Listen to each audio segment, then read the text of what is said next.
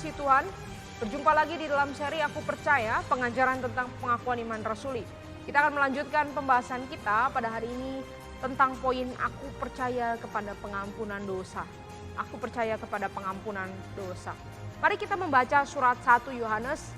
Surat 1 Yohanes pasal yang pertama ayat 8 sampai ke 10. Surat 1 Yohanes pasal yang pertama ayat ke-8 sampai yang ke-10. Jika kita berkata bahwa kita tidak berdosa, maka kita menipu diri kita sendiri dan kebenaran tidak ada di dalam kita.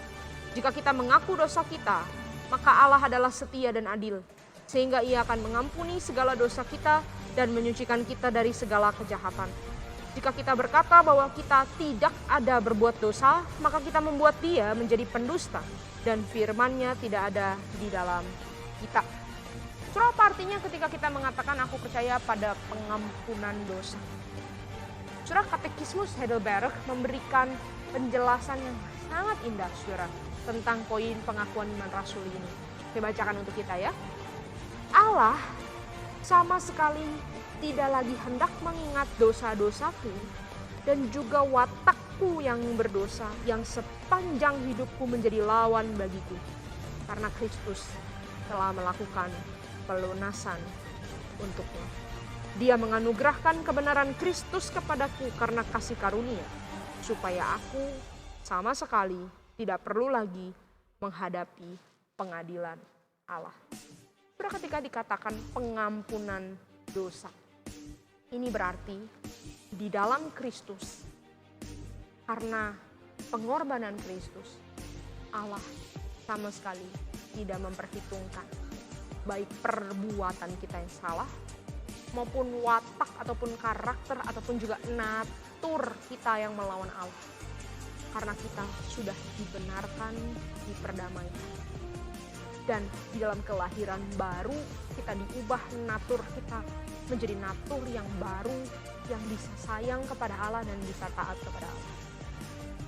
Allah mengampuni kita apapun dan bagaimanapun masa lalu kita. Allah tidak pandang apa yang dulu kita lakukan ataupun kejatuhan yang pernah kita alami. Tapi Allah memandang kebenaran Kristus yang dianugerahkan kepada kita. Kita sama sekali tidak perlu lagi menghadap penghakiman Allah. Jadi kalau kita jatuh ke dalam dosa di dalam hari-hari kita pun, kita secara status tetap dianggap sebagai orang yang dibenarkan.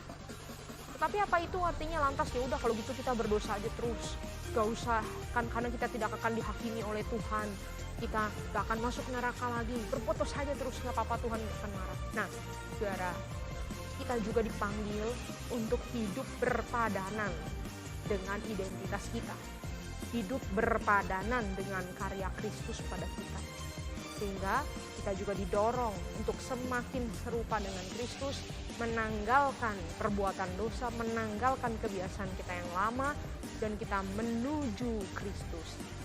Karena dalam proses itu seringkali mungkin kita masih jatuh bangun dengan banyaknya tantangan yang kita terima dari dunia ataupun kebiasaan-kebiasaan kita yang lama. Kita masih lemah sekali dan kita rentan sekali jatuh ke dalam dosa. Nah, disinilah Allah di dalam kasih karunia yang murah.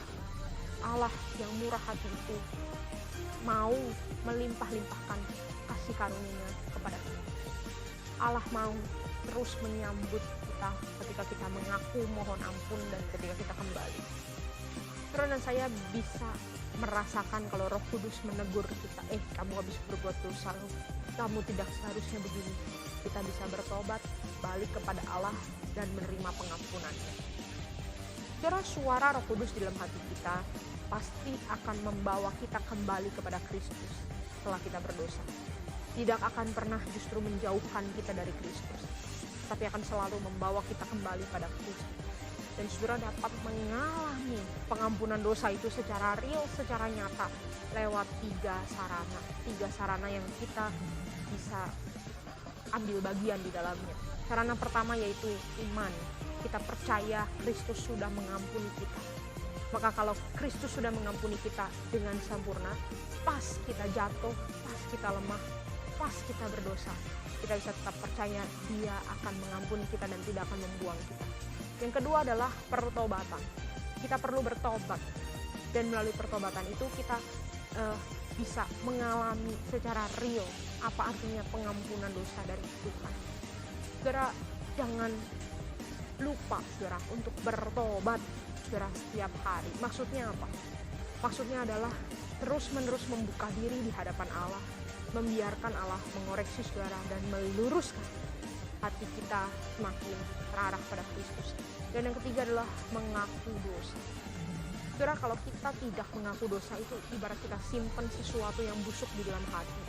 Ini akan mengganggu hubungan kita dengan Allah, mengganggu hubungan kita dengan sesama.